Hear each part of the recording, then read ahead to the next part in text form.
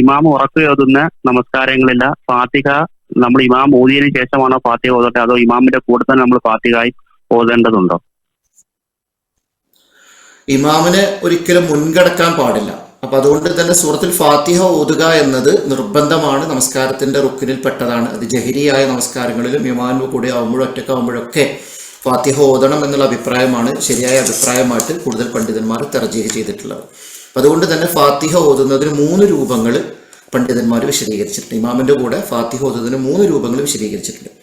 ഒന്ന്, സാധാരണ പള്ളികളിൽ ഇമാമ് സൂറത്തുൽ ഫാത്തിഹ ഓതിക്കഴിഞ്ഞതിന് ശേഷം സൂറത്ത് ഓതുന്നതിന്റെ ഇടയിൽ കുറച്ച് സമയം അനുവദിക്കും എന്ന് പറഞ്ഞാൽ മിണ്ടാതെ മൗനം പാലിക്കും. അപ്പൊ അങ്ങനെ ചില ഇമാമുകൾ ചെയ്യാറുണ്ട്. അതാണ് ഏറ്റവും അഫ്ളലായിട്ടുള്ള രൂപം എന്ന് പറയുന്നത്.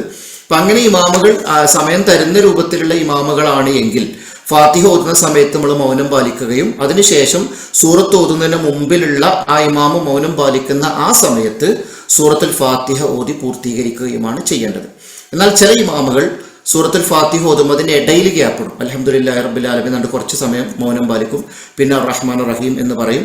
അങ്ങനെയാണെങ്കിൽ സൂറത്തുൽ ഫാത്തിഹയിൽ ഇമാമ് ഓതി ഒരായത്ത് ഓതി കഴിഞ്ഞതിന് ശേഷം ആ ഗ്യാപ്പിൽ എന്ത് ചെയ്യുക, നമ്മൾ ഇമാമിനെ മുൻകടക്കാത്ത രൂപത്തിൽ അത് ഇമാമിന്റെ കൂടെ ഓതി പോവുക എന്നുള്ളതാണ്. ഇനി ഇത് രണ്ടും സാധിക്കാത്ത സാഹചര്യങ്ങൾ ഉണ്ടാവും. എന്ന് പറഞ്ഞാൽ ഇമാമ് നിസ്കാരത്തിന് ശേഷം നമുക്കൊരു ഗ്യാപ്പ് തരൂല, ഇടയിൽ ഗ്യാപ്പും തരാത്ത ഇമാമുകളാണെങ്കിൽ ഇമാമിന് മുൻകടക്കാത്ത രൂപത്തിൽ ഇമാമിന്റെ കൂടെ തന്നെ ഫാത്തിഹ ഓതി പോവുകയാണ് ചെയ്യേണ്ടത്. ഇതിൽ ഏത് രൂപമാണോ ആ ഇമാമുമായി ബന്ധപ്പെട്ട് പിറകിൽ നിൽക്കുന്ന ആളുകൾക്ക് സൗകര്യപ്രദമാകുന്നത് ആ രൂപത്തിൽ അയാൾക്ക് സൂറത്തുൽ ഫാത്തിഹ പാരായണം ചെയ്യാവുന്നതാണ് എന്നതാണ് അതുമായി ബന്ധപ്പെട്ട് സൂചിപ്പിക്കാനുള്ളത്.